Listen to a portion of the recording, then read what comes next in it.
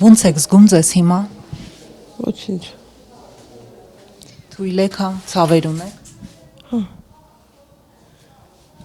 Ձեզ մոտ հիմնականում գլուխներ չէ վնասված։ Գլուխս կրծքավանդակս ամբողջ։ Իսկ կարող է հիշեիք դեպքը ինչպես տեղի ունեցավ։ Մենք ոչ մի բան ոչ լսել ենք, ոչ էլ։ Ուղղակի մի անգամից ոնց որ մութ ու խորը տեղ ընկնեինք։ Ու ամբողջ մարմնով թուլացած։ Ձեռքերս չէր կառավարում, որ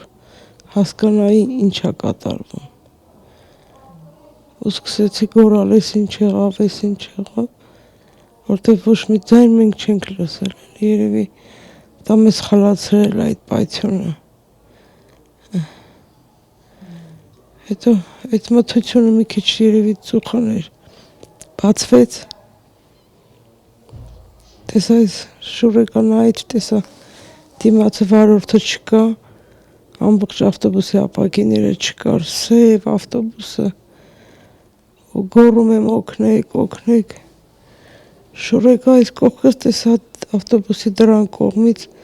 մեկը ոնց որ կախված լինի ու ամբողջ չկա էլի մահացած, ամբողջ կտրտված, աղիքները դուրս թափած։ Շուրեկա կողքս բարեկամուս կողքս էր, ասեցի Անուշ ջան, հո քեզ բան չի եղել։ Ասեց չէ, ոնց որ բան չի եղել։ Ասեց դե շուրարի դու այն կողմ նայես, կողմ չնայես։ Մեկ էլ տեսա ավտոներ են կանգնում դիմացի մայթը, գոռում եմ օգնեցեք, հասեք օգնեցեք։ Տեսա այդ ամբողջ ժողովուրդը թափում են դեպի մեր կողմ։ Եկան,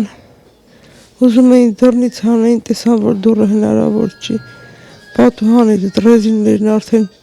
կտրտված կախված էր։ Ռեզինները քաշեցին, պոկեցին ու հերթով մեզ հանեցին պատուհաններից։ Ու այդ մեքենաներով բոլորը ցանկություն էին հայտնում, որ մեզ դնեին, հասցնեին հիվանդանոց։ Շտապ կերպով, այդքան լրիվ շատ կարճատև էր, շատ։ Ու վարգենական մեզ հասցրեցին հիվանդանոց։ Այդքանը, ուրիշ ոչ մի բան չեմ հիշում։ Հասմիկ Մելքոնյանի աջ հետին, ուրեմն ականջային, կունքային շրջանի վերքի խոռոչից հեռացրել են կոտար մարմին, մոտավորապես 4 մմ չափով,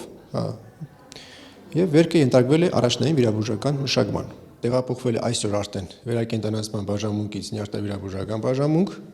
Հասմիկի մոտ մենք ունենք գլխուեղի թեթև սալջարդ, միաժամանակ ունենք 2 թոկերի սալջարդ եւ թմքաթաղանթի վնասվածք։ Ստանում է կոնսերվատիվ բուժում, վիճակը կայուն է։ Այսինքն հնարավոր է ամբողջությամբ վերականգնվի իր առողջությունը։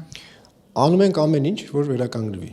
Հիշում եմ բնական հիշողությունների մայրկան գալիս այնքան ավելի վատ եմ զգում ինչքան։ Հիշում եմ այդ նույն պատկերները գալիս աչքիս առաջ անընդհատ։ Դուք երևի աշխատանքից տուն եք հա գնում։ Չէ, ծնողներիս էի գնաց այդ տեսակցության, աշխատանքից հետո վերադառնում էի ընտանիքիս տուն։ Ինձ պետքա շուտ ապակինվել, առողջանալ, աշխատել, տվում եմ ընտանիք, երեխաներ։ 6 տուժվածներին տեղափոխեցին Արմենիա Հանրապետական բժշկական կենտրոն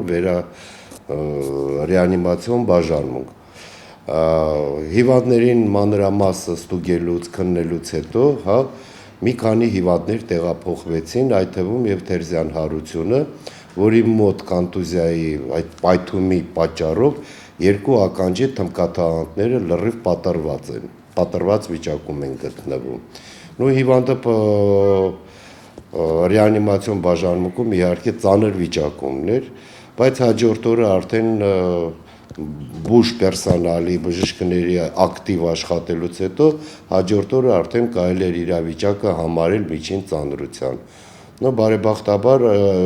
այսօր իրավիճակը կարող ենք ասել արդեն բավարար է, կարելի է արդեն այդ բառը ասել, չնայած գանգատները պահպանվում են։ Ինչա պետք է անել, այսօրվա օրով մենք զբաղվում ենք ականջաբանությամբ, հա, եւ ամեն օր վիրակապությունները նախապատրաստական աշխատանք են կատարում հետագա վիրահատության հետ կապված։ Մոտակա ժամանակաշրջանում վիրահատություն չի կարելի անել, որտեղ բացի կոնտուզիայից նա ուներ եւ ուղեղի ցնցում թեթև աստիճանի, որը չի թույլ տալի կատարել այդ վիճակում վիրահատություն։ Նախապատրաստական աշխատանքներից հետո դա կարող է տևի 10 օր, 15 օր, կարող է եւ ավելին, հիմա ես հստակ չեմ կարող ասել, բայց այսօրվա օրով մենք տեսնում ենք բավականի լավ դրական դինամիկա։ Կվերականգնվի լսողությունը ամբողջությամբ։ Դե վիրահատությունից հետո նոր թաղանթը դնելուց հետո անպայման կվերականգնվի իհարկե։ Ամենակարևորը որ ներքին ականջի վնասվածք չկա։ Նրա մոտ ներկայումս 20 շաբաթական հղիություն է, սպառնացող վիժման երևույթներով, ստանում է անհրաժեշտ բուժումը, պտուղը լավ վիճակում է, ինքը բավարար։ Հույսով ենք, որ մի քանի օր բուժվելուց հետո նրան եւ պտղին առողջ վիճակում դուրս կգրենք։ Բնական է կան երևույթներ, որ հետո են ազդում, ասել չենք կարող, բայց հույսով եմ, որ պտուղն էլ առողջ վիճակում դուրս կգրենք։